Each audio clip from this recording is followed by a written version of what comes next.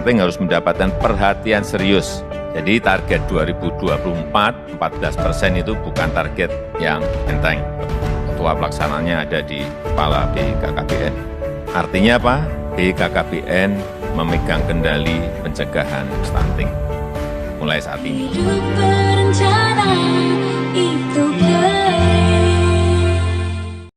Kita hari ini bakal ngomongin beraneka cegah stunting gitu ya. Ini ada baiknya kita berdoa menurut agama dan keyakinan masing-masing.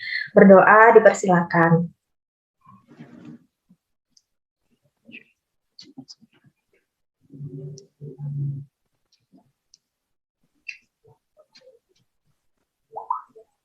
Amin, tidak kata selesai dalam berdoa. Oke, sebelum kita masuk ke diskusi, kita kenalan dulu kali ya. Boleh. Yuk, dari Mbak Emi. Oh ya, baik. Assalamualaikum warahmatullahi wabarakatuh. Nama saya Emitia Sustiwi, jabatan saya sebagai calon pustakawan terampil, unit kerja di kantor perwakilan BKKBN Jawa Tengah. Terima kasih. Selanjutnya boleh Mas Yazid. Terima kasih Mbak Devi. Assalamualaikum warahmatullahi wabarakatuh. Perkenalkan, nama saya Yazid Abdul Hakim, jabatan dari Pustakawan Terampil dari unit Datin, Provinsi Jawa Tengah. Selanjutnya Mbak Dias, lalu Mas Fakih ya. Oke. Assalamualaikum. Nama saya Dias Asri Nugraheni, jabatannya calon penyuluh KB terampil dari Provinsi BKKBN Jawa Tengah. Selanjutnya saya ya. Salam kenal semuanya. Assalamualaikum warahmatullahi wabarakatuh. Perkenalkan, nama saya Fakih Pramudito, calon penyuluh keluarga berencana terampil Provinsi Jawa Tengah, unit kerja di Kabupaten Purworejo. Perkenalan yang terakhir dari Devi ya. Perkenalin, nama aku Devi dari Biro Umum dan Hubungan Masyarakat BKKBN Pusat. Jabatannya sekarang sebagai calon penyusun bahan pengelolaan keuangan. Sebelumnya nanti Devi di sini berperan sebagai moderator yang nantinya akan memandu Mbak Mas di sini buat diskusi. Nanti silakan untuk mendiskusikan berita utama yang akan Devi bacakan dan juga fakta serta implementasi dari Aneka ya. Untuk pertama, Devi di sini mau membacakan tentang stunting itu sendiri ya yang akan kita bahas. Nah, menurut buletin stunting yang dikeluarkan oleh Kementerian Kesehatan RI, stunting itu adalah kondisi di mana ditandai ketika panjang atau tinggi badan anak itu kurang jika dibandingkan dengan umurnya. Mudahnya, stunting itu adalah kondisi di mana anak mengalami gangguan pertumbuhan sehingga menyebabkan tubuhnya lebih pendek ketimbang teman-teman seusianya. Menurut nasional.kompas.com, BKKBN itu memprediksi bahwa 4 tahun ke depan akan ada 20 juta bayi yang akan lahir. Kutipan berita ini dapat diambil poin utamanya bahwa BKKBN itu memprediksi 4 tahun ke depan akan ada 20 juta bayi yang akan lahir. Nah, menurut Kepala BKKBN, Bapak Hasto Wardoyo, 7 juta diantaranya nanti itu akan berpotensi mengalami stunting. Kalau di angka existing sekarang sebesar 27%, maka nanti akan ada hampir sepertiga atau 7 juta yang akan stunting. Nah, maka dari itu BKKBN di tahun 2024 ini diamanatkan oleh Presiden untuk menekan angka 7,2 juta itu menjadi hanya 3,4 juta sekian. Nah, dari poin berita ini cukup menantang ya amanat yang diberikan kepada BKKBN, sehingga harus kita jalankan dengan baik. Nah, mungkin setelah ini dari Mbak Mas akan ada data dan fakta pendukung untuk berita tadi. Devi akan mempersilahkan dari Mbak Emitia dulu mungkin ya. Apa saja Oh data ya, pendukung berita tadi? Monggo dipersilakan ya, Mbak Emi. ya. Baik Mbak Devi, terima kasih. Jadi saya akan memberikan data dan fakta yang dikutip dari www.bkkbn.go.id. Jadi menurut data tersebut, analisis mengenai kasus stunting ini akan lebih efektif apabila ditinjau dari keluarganya. Tidak hanya keluarga miskin, tapi seluruh keluarga Indonesia. Kita dapat memanfaatkan kelompok-kelompok kegiatan yang ada di daerah dan bagaimana proses tersebut dapat terdata dengan baik, terutama dapat terdata dalam pendataan keluarga 2021 yang sudah dilakukan oleh BKKBN pada bulan April kemarin. Dan dari situ akan diperoleh data untuk langkah pendampingan dan meningkatkan kualitas intervensi dan kebijakan yang ditempuh BKKBN. Menurut saya seperti itu, Mbak Devi. Terima kasih. Baik, itu tadi data dari Mbak Emi. Mungkin Mbak Dias bisa memberikan data dan faktanya. Oh ya, makasih Mbak Devi. Untuk kalau yang saya temukan ada data dan fakta dari kutipan dari wowkeren.com. Itu isinya seperti ini. Indonesia menduduki peringkat keempat terbanyak di dunia terkait kondisi ini. Di tahun 2019 itu ada 6,3 juta dari 23 juta balita yang mengalami stunting. Cukup ironis ya. Lalu untuk poin yang kedua itu Presiden kemudian membahas tentang program luar biasa untuk penanganan stunting itu sendiri yang ditargetkan turun hingga 14% di tahun 2024. Lalu fakta lainnya adalah kalau anak atau bayi sudah terlanjur kena stunting itu pada usia 1000 hari awal kehidupan, maka perkembangan kecerdasannya itu tidak bisa optimal sampai nanti dewasa, menjadi usia produktif seperti itu, Mbak Devi. Baik, mungkin bisa ditambahkan dari Mas Yazid. Ya, terima kasih Mbak Devi. Ini saya kutip juga dari popmama.com. Angka bayi stunting di Indonesia masih relatif tinggi juga ternyata. Bahkan bayi stunting diprediksi meningkat pada tahun 2020 akibat pandemi COVID-19. Terus dari UNICEF pernah menyebut bahwa lebih dari 2 juta anak di Indonesia juga menderita gizi buruk. Terus juga dari Kepala BKKBN Pak Hasto Wardoyo mengatakan ada 20 juta bayi yang lahir pada tahun 2024 yang mana diperkirakan angka bayi tersebut stunting pada tahun 2024. Terus angka stunting yang mana pada tahun 2009 yakni 27,6%. Terus sehingga target dari Bapak Presiden harus diturunkan menjadi 14%. Itu sekitar 2,7% per tahunnya. Seperti itu Mbak Devi. Mungkin dari Mas Fakih bisa menemukan data atau fakta lain, monggo Mas Fakih. Terima kasih waktunya Mbak Devi. Saya mengutip dari suara.com ya. Mengutip dari suara.com yaitu menyebutkan bahwa salah satu faktor tingginya angka stunting di Indonesia itu dikarenakan jarak antar kehamilan yang terlalu dekat. Terus faktor asupan gizi pada masa kehamilan serta rutin tidaknya ibu melakukan pemeriksaan kehamilan pada saat mengandung itu juga memberikan kontribusi terhadap timbulnya stunting. Untuk melakukan pencegahan stunting yaitu di antara lain yang pertama itu melakukan konsultasi kehamilan secara rutin. Jadi kalau hamil ya sering diperiksakan gitu. Terus yang kedua merencanakan jarak kehamilan untuk mengoptimalkan tumbuh kembang si kecil. Dalam hal ini jarak kehamilan yang ideal berkisar antara 2 sampai 5 tahun.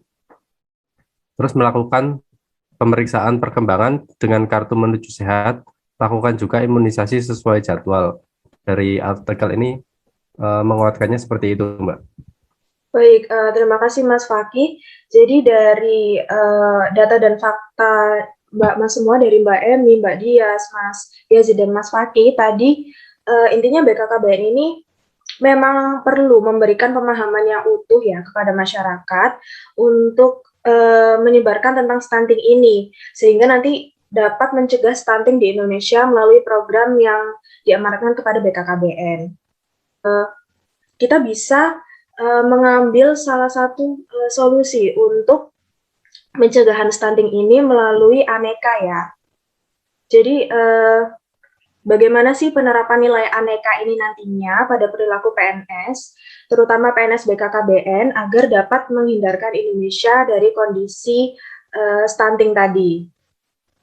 Nah, sebelum masuk ke diskusi mengenai aneka, Devi ingin memberikan pengertian secara general dulu ya mengenai aneka.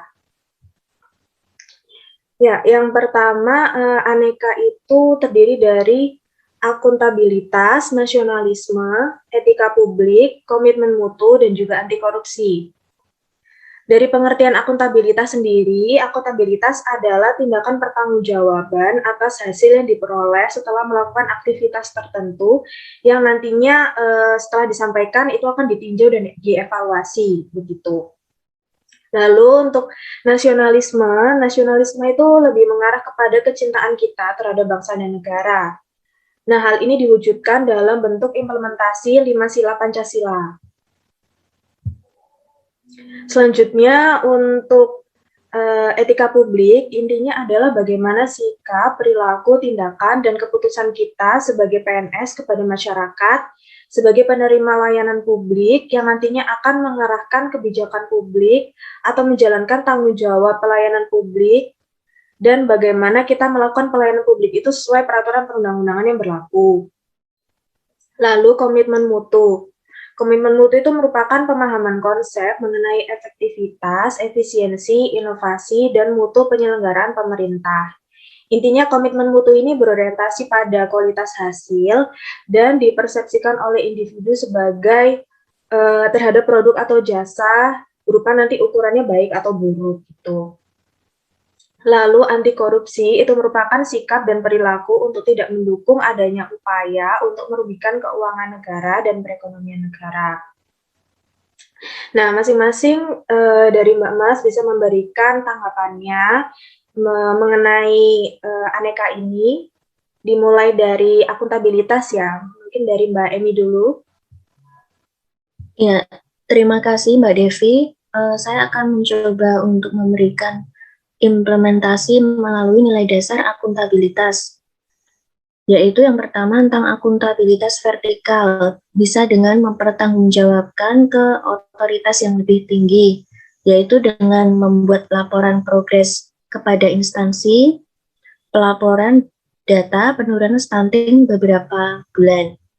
Lalu yang kedua, akuntabilitas horizontal, yaitu mempertanggungjawabkannya kepada masyarakat, dengan cara mensosialisasikan kegiatan stunting secara menyeluruh agar semua pihak terinfokan tentang masalah stunting tersebut. Seperti itu, Mbak. Baik, terima kasih itu dari Mbak Emi. Mungkin Mas Yazid ada yang bisa disampaikan?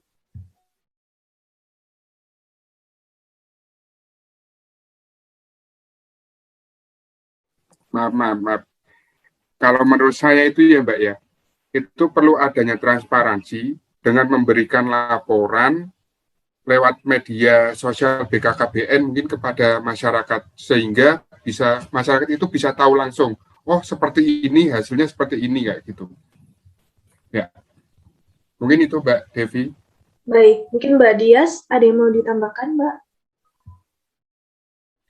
Oh ya, kalau untuk nilai akuntabilitasnya terkait kasus tersebut, itu kita harus bisa memberikan info terkini ya. Kita harus update terus info terkini mengenai progresnya angka stunting di Indonesia itu sudah seberapa rendah. Kalau misalnya masih tinggi kan kita harus gencarkan strategi lagi seperti itu. Itu sih Mbak Devi. Baik, terima kasih Mbak Dias. Dari Mas Fakih, mungkin bisa menambahkan atau menyetujui? Baik, Mbak. Saya setuju sih sama pendapatnya teman-teman yang tadi udah disampaikan, ya, lebih ke tanggung jawab, baik itu ke kinerja yang kita lakukan atau ke masyarakat untuk update informasi itu sudah tercover sih Mbak sama teman-teman semuanya tadi. Baik, terima kasih Mas Fakih. Kalau tidak ada yang ditambahkan lagi, kita lanjut ke poin kedua ya, ke nasionalisme nih. Mungkin dari Mas Yazi dulu. Kalau menurut saya ini ya, ini kan juga Kepala BKKBN mungkin bisa membuat peraturan mengenai stunting. Kita juga sebagai PNS harus mendukung berjalannya peraturan tersebut. Caranya yaitu dengan menginfokan ke orang lain atau ke keluarga terdekat lah, tetangga atau siapa kayak gitu. Mungkin itu aja, Mbak. Baik, menginfokan ke orang terdekat dulu ya intinya. Lalu dari Mbak Dias mungkin? Untuk kalau menurut saya nilai nasionalisme terkait kasus tersebut itu gini, kita kan selama pandemi itu kan banyak yang terdampak ya, jadi kan poktan-poktan yang seharusnya melibatkan orang tua yang sedang mengasuh anak atau sedang hamil seperti itu, jadi nggak ada perkumpulan yang untuk kader membahas soal stunting segala macam seperti itu kan ya. Lalu untuk yang terdampak terutama untuk keluarga yang tidak mampu, yang kurang mampu, itu kan banyak ibu-ibu yang kekurangan, yang kesulitan ya untuk mencari nutrisi untuk diri dia sendiri. Misalnya untuk bayi di kandungan dia seperti itu. Nah, terus poktan-poktannya itu misalnya kayak posyandu itu mungkin bisa bantu atau bina keluarga balita itu mungkin bisa bantu untuk memberikan PMT ya. Nah, jadi itu termasuk di nasionalisme sih, karena kita kan nggak boleh membeda-bedakan strata sosial masyarakat ya. Jadi kita berperan aktif untuk bantu mereka, datengin rumahnya seperti itu bisa. Mungkin dari Mas Fakih sebagai PKB juga ada yang bisa ditambahkan, Mas? Hampir sama sih kayak punya Mbak Dias tadi. Khusus PKB ini kan bisa sesuai dengan tugas tupoksinya ya sebagai penyuluh gitu, untuk memberitahukan kepada keluarga-keluarga yang terkait dengan peraturan tentang stunting ini gitu. Jadi bisa menyebar ke masyarakat gitu. Itu sih Mbak kalau dari saya. Oke, terima kasih. Mungkin Mbak Emi mau menambahkan? Sudah cukup, Mbak. Saya sudah setuju dengan pandangan dari teman-teman semuanya. Terima kasih, Mbak Devi. Baik, langsung lanjut ke poin selanjutnya ya. Kita masuk ke etika publik. Dari Mbak Dias dulu nih, apa yang bisa kita lakukan sekiranya dari poin etika publik? Untuk dari poin etika publik sendiri, kalau untuk kasus stunting, kita harus bisa melayani dengan ramah ya waktu kita sosialisasi sama masyarakat, biar mereka juga kalau kita menyampaikannya aja udah ramah, enak didengar, mereka pasti menangkap informasi itu dengan baik seperti itu. Jadi program pemerintah bisa tersampaikan ke masyarakat, itu sih Mbak Devi kalau menurut saya. Baik, selanjutnya Mas Fakih. Kalau dari saya itu yang penting yang pertama harus loyal terhadap pemerintah ya, karena kita itu ASN, terus mendukung program stunting juga karena ini juga program pemerintah. Terus bila ada masyarakat yang menentang program ini juga harus diberi pemahaman dengan baik agar mau mendukung program ini. Itu menolaknya kenapa kita kasih tahu secara pelan-pelan seperti itu. Terus tidak boleh membawa kepentingan golongan atau politik dalam sosialisasi stunting ini. Jadi harus murni pure karena ini program pemerintah agar targetnya tetap tercapai gitu, harus sesuai gitu. Ini, Mbak. Baik, dari Mbak Emi mungkin? Kalau menurut saya dapat dengan menunjukkan keprihatinan, kepedulian, dan empati kepada masyarakat, terutama yang sedang membutuhkan bantuan mengenai program stunting tersebut, Pak. Oke, intinya tadi dari Mbak Mas, kita harus memberikan pelayanan yang baik ya, dengan ramah ataupun sopan, lalu menjaga agar kepentingan golongan atau kepentingan politik itu jangan sampai ada di dalam sosialisasi stunting kita gitu ya. Dari Mas Yazid mungkin ada yang mau disampaikan? Kalau dari saya itu Mbak, itu mungkin sudah dari Mbak Dia, Mbak Hemi, Mas Fakih itu sudah semuanya sudah tercantum di situ mungkin ya. Jadi mungkin itu saja. Lanjut aja nggak apa-apa Mbak. Baik. Ya. Terima kasih Mas Yazid. Kita langsung mengarah ke komitmen mutu ya. Dari komitmen mutu ada yang bisa kita lakukan nggak sih untuk mencegah stunting ini? Dari Mas Fakih dulu mungkin. Baik Mbak Devi, kalau dari saya, menurut saya itu memanfaatkan sumber daya BKKBN yaitu PKB ya, karena kita kan punya PKB itu sebagai ujung tombak dalam sosialisasi stunting ini. Terus memberikan pelayanan informasi tentang stunting saat menjalankan kegiatan Poktan PKB dan PKR, PIKR gitu. Terus pasangan pranikah juga itu secara efektif dan efisien. Itu bisa, menurut saya seperti itu sih Mbak. Baik, dari Mbak Emi mungkin. Untuk meningkatkan komitmen mutu dapat dengan meningkatkan kompetensi mengenai isu stunting dengan mengikuti webinar tentang stunting, Mbak. Seperti itu, Mbak Devi. Baik, jadi penguatan kompetensi internal dari BKKBN sendiri itu juga merupakan suatu yang penting ya dari Mas Fakih dan Mbak Emi tadi. Selanjutnya mungkin Mas Yazid, ada yang disampaikan? Mungkin kalau dari saya ya Mbak, itu mungkin penyampaian materi harus dengan benar, inovatif, supaya masyarakat itu juga tertarik dengan apa program-program kayak kita kayak gitu. Terus apalagi ya? Ya mungkin emang harus inovatif, harus suatu yang baru kayak gitu Mbak. Oke, dari Mbak Dias, mungkin ada yang bisa ditambahkan Mbak? Iya, saya sudah setuju sama informasi yang disampaikan sama teman-teman ya. Terus saya juga mau tambahin lagi yang dari nilai komitmen mutunya dari yang Mas Fakih tadi bilang, kan lebih ke pasangan pranikah juga secara efektif dan efisien ya disasarkan ke mereka itu.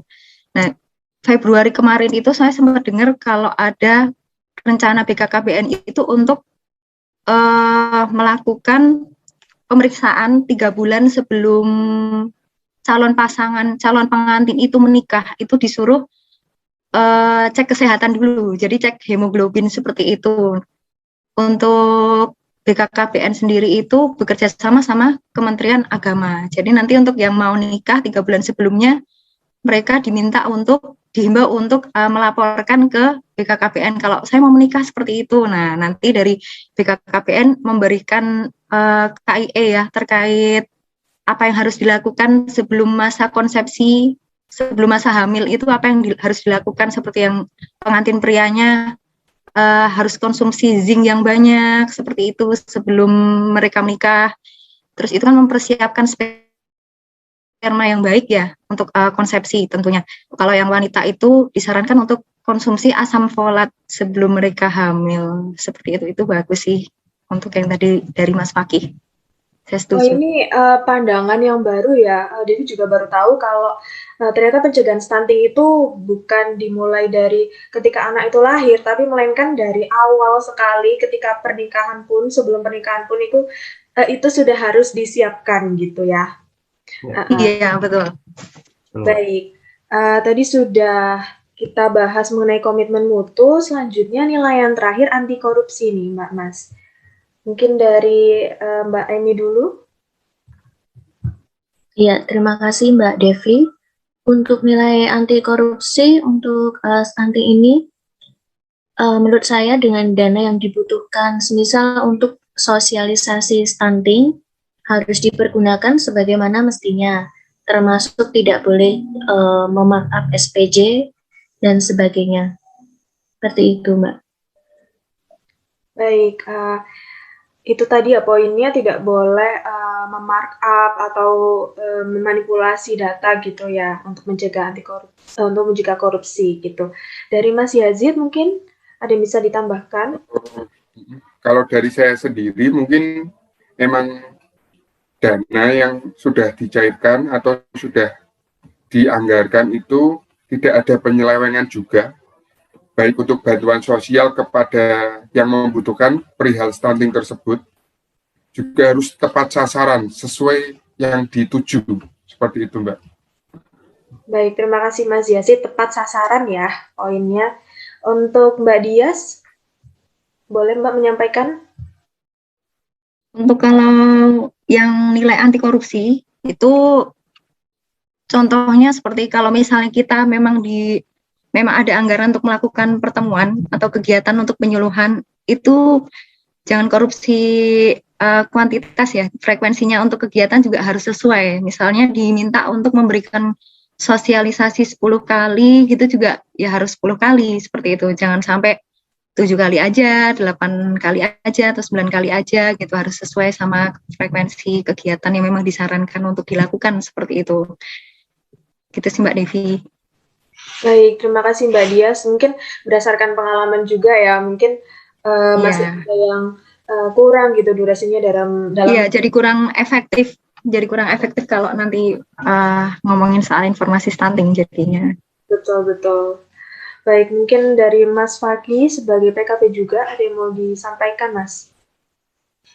Baik Mbak Devi, kalau dari saya lebih ke menolak suap dan gratifikasi dari tokoh formal atau individu terkait dengan program stunting sih, karena ini kan lebih ke masyarakat juga nanti untuk programnya. Jadi kalau bisa mungkin nanti kalau misalkan dapat bantuan atau segala macam, ada pihak yang menginginkan dengan membeli gratifikasi ke kita atau suap gitu ya, sebisa mungkin kita tetap fair gitu, agar seperti yang Mas Yazid katakan tadi, programnya ini tepat sasaran gitu. Baik, mungkin dari Mas Fakih itu ya tadi, itu tadi poin-poin yang harus kita lakukan ya untuk pencegahan stunting melalui nilai-nilai aneka, dari akuntabilitas, dari nasionalisme, etika publik, komitmen mutu, dan juga anti korupsi, semuanya harus diterapkan secara menyeluruh gitu ya. Nah, Devi mau ambil kesimpulan dari diskusi pada kali ini bahwa perwujudan dari aneka ini nanti akan membentuk perilaku PNS BKKBN yang memiliki integritas dan jati diri sebagai pelaksana kebijakan dan pemberi pelayanan publik terkait stunting ya, begitu. Sekaligus nanti dapat menjadikan adanya program stunting ini sebagai perka dan pemersatu bangsa, seperti tadi dari nilai nasionalisme. Nah, terima kasih untuk diskusi pada hari ini di Ngobras, ngobrol asik tentang stunting, di mana topiknya beraneka cegah stunting. Semoga diskusi kali ini bermanfaat, dan mohon maaf apabila ada salah-salah kata atau kata-kata yang kurang berkenan, semoga dimaafkan.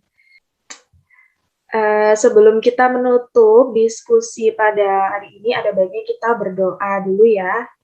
Berdoa menurut agama dan keyakinan masing-masing, berdoa dipersilakan.